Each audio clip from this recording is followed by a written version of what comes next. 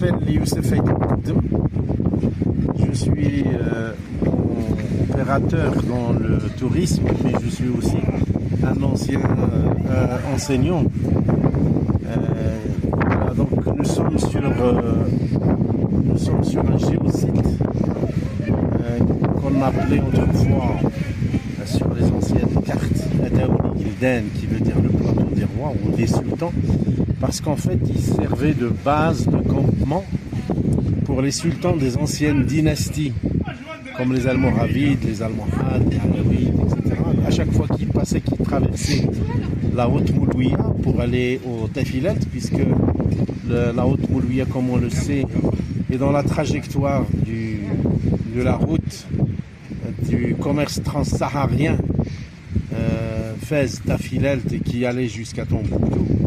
Donc c'était un territoire de passage, où le passage donc était très fréquent, le passage des caravaniers, mais aussi des mouvements assez marqués, des tribus, que ce soit les Aïtaïages, les Taïdou, les Tizdeg, etc.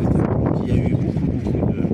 Et donc finalement nous sommes sur un site qui est aussi archéologique, dans la mesure où nous y trouvons pas mal de choses, pas mal d'objets archéologiques justement, et nous essayons de le valoriser pour y créer une sorte de sentier ethnographique.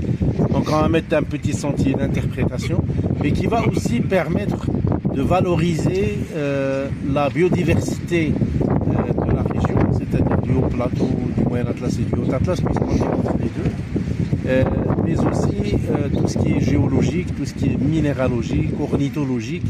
Donc on va essayer de trouver des choses qui distinguent cette région, un peu comme certains oiseaux, certaines plantes, certains papillons, comme la mélitée de Midel qui a été découverte par un entomologiste de renom qui est Michel Tarier, par exemple.